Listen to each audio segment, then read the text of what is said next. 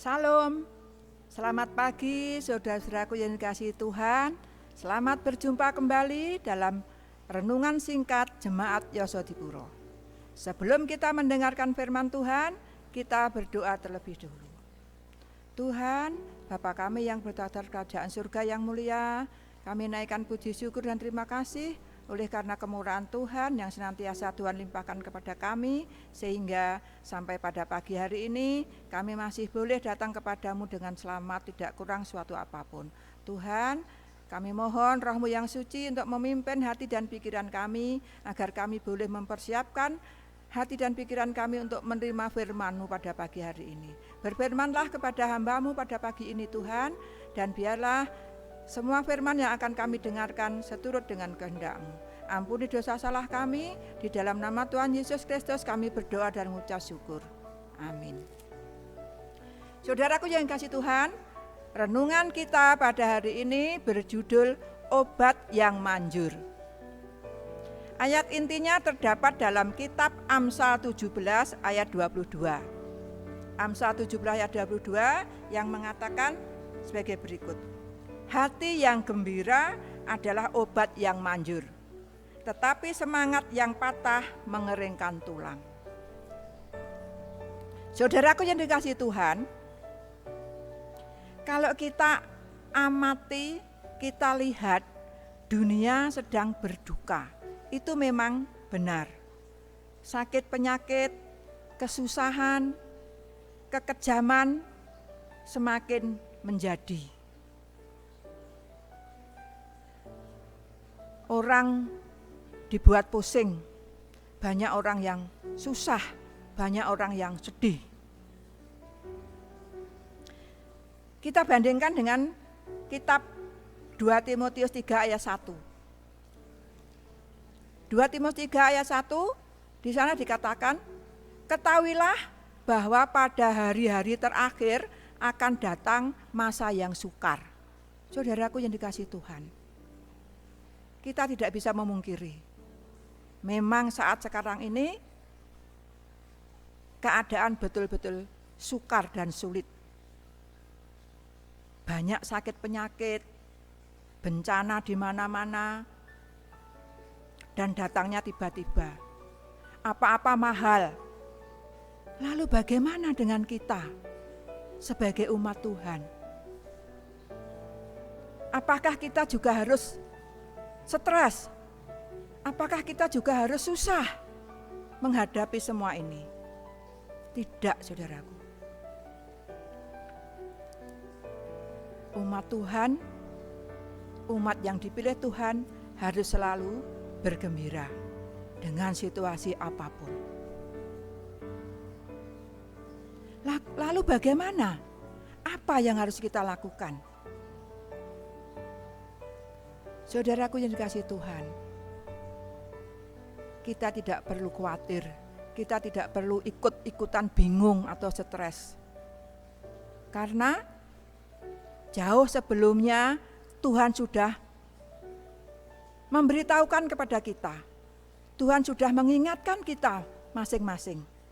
Dalam 1 Petrus 5 ayat 8, di sana dikatakan, 1 Petrus 5 ayat 8,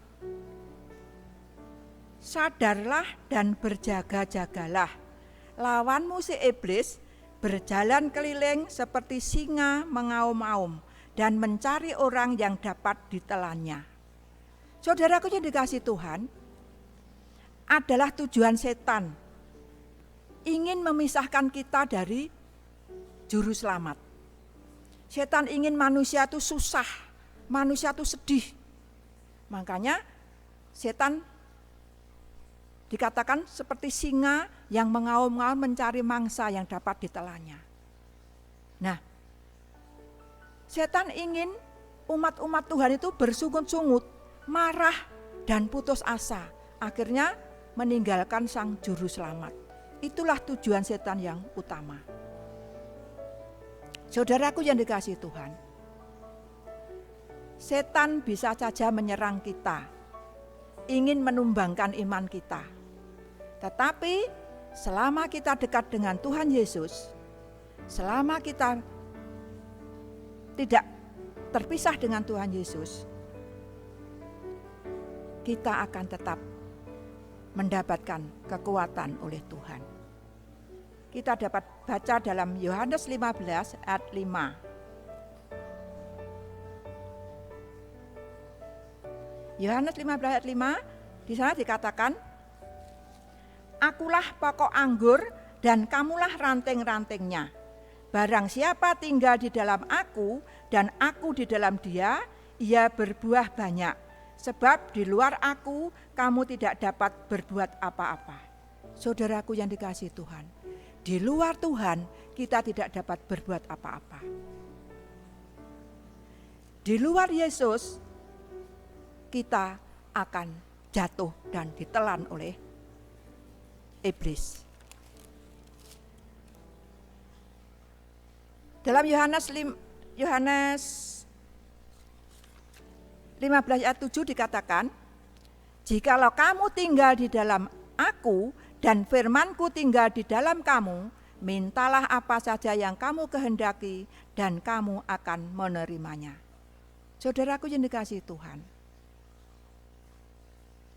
Tuhan Yesus, hanya Tuhan Yesus yang sanggup menolong kita dari semua masalah yang terjadi. Mari kita buka hati kita untuk dipenuhi Roh Kudus, untuk menerima firman Tuhan setiap hari. Karena kita tidak tahu serangan musuh itu datangnya sewaktu-waktu. Selama kita melekat dengan Tuhan Yesus pada pokok anggur yang benar, setan tidak dapat menumbangkan kita. Saudaraku yang dikasihi Tuhan,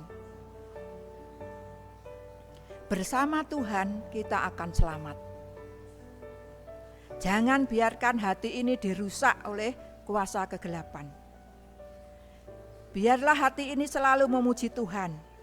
Dan biarlah kita selalu bergembira di dalam Tuhan, seperti ayat inti tadi. Hati yang gembira adalah obat yang manjur, tetapi semangat yang patah mengeringkan tulang. Saudaraku yang dikasihi Tuhan, jangan biarkan hati ini kosong.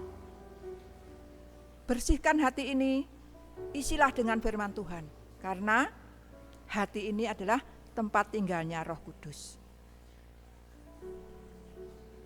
Kalau kita ingat lagu anak-anak, jagalah hati, jangan dikotori, karena hati tempat tinggalnya Roh Suci. Nah, saudaraku yang kasih Tuhan, kita harus selalu menjaga hati kita, jangan sampai kuasa kegelapan mengotori hati kita. Karena dengan hati yang gembira, kita akan selalu dapat memuji Tuhan dan kita akan selalu sehat, dan Tuhan selalu ikut senang melihat umat-umatnya selalu sehat dan bergembira.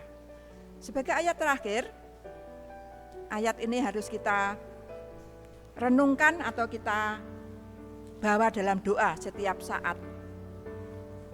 Setiap hari kita harus melayangkan doa ini. Dalam Mazmur 25 ayat 17 dan 18. Ini sebagai doa kita tiap hari harus kita ucapkan. Lapangkanlah hatiku yang sesak dan keluarkanlah aku dari kesulitanku. Tiliklah sengsaraku dan kesukaranku dan ampunilah segala dosaku. Saudaraku yang kasih Tuhan, firman Tuhan ini harus menjadi makanan kita setiap hari, supaya kita tidak disesakkan oleh musuh yang selalu mengincar seperti singa yang mengaum-ngaum. Saudaraku yang dikasih Tuhan, tanpa Tuhan Yesus kita tidak bisa apa-apa. Tanpa tuntunan Roh Kudus kita ini akan kebingungan menghadapi dunia yang semakin sulit ini. Tetapi dengan pertolongan Tuhan, dengan bantuan Roh Kudus, kita akan selalu gembira dan kita akan selalu memuji Tuhan. Kita ini adalah saksi-saksi Kristus. Kita ini adalah dipilih oleh Tuhan untuk menjadi lampu di sekitar kita. Maka dari itu, alangkah senangnya kalau Tuhan melihat umat-umatnya selalu gembira, selalu memuji Tuhan. Nah saudaraku, semoga firman Tuhan pagi ini akan melapangkan hati kita dan memberikan kita sukacita. Salam sehat dan bahagia selalu. Tuhan Yesus memberkati.